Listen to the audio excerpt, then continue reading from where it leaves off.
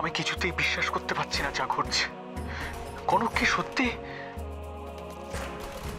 না না, হতেই পারে না।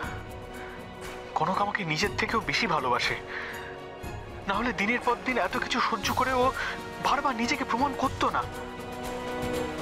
কিন্তু হঠাৎ এসব কেন হলো? কি হচ্ছে এগুলো? দয়ানন্দ বাবুর মতো মানুষ তো মিথ্যে কথা বলবেন না। তাহলে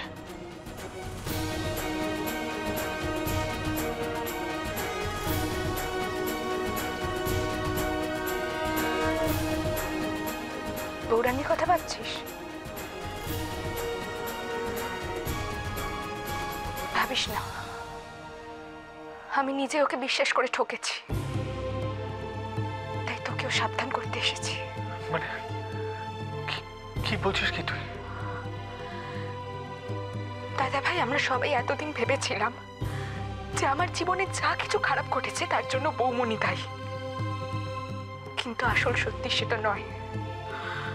আসল সত্যি হলো যে বৌমনিকে সামনে রেখে বৌরানী আমার ক্ষতি করে গেছে।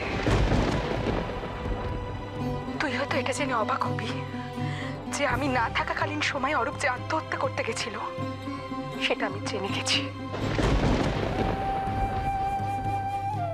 আর আমি এটাও জেনে গেছি যে কার প্ররোচনায় অরূপ এরকম একটা স্টেপ নিতে গেছিল।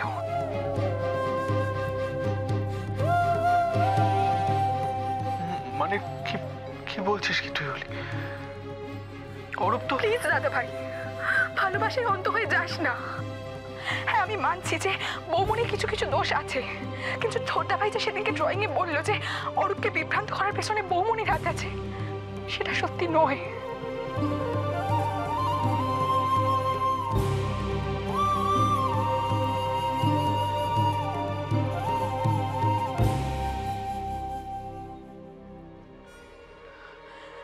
সত্যি তো এটাই, বৌরানী অরূপকে আমার এগেন্স্টে বলেছিল।